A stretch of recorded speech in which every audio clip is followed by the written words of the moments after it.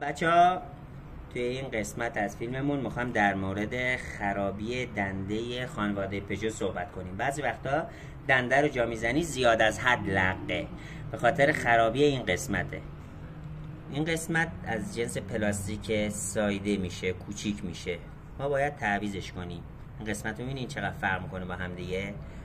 خب حالا این قسمت رو که میخوایم تعویض کنیم، اول این بوش رو باید جا بزنیم. حتما این بوش رو باید جا بزنیم. این بوش رو میزنیم جا. بعد این پیچ حتما باید واشر داشته باشه.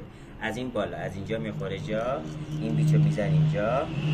یه دونه واشر کوچولو است میخوره زیر بوش، باید حتما این واشر رو بذاریم. بعد یه واشر بزرگتر میذاریم برای اینکه سر جاش محکم باشه.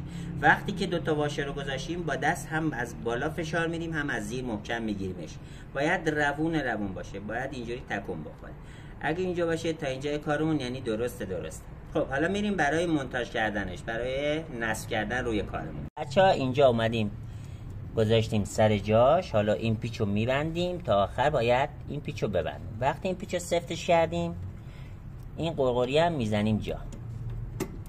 وقتی که این قرقری هم زدیم جا،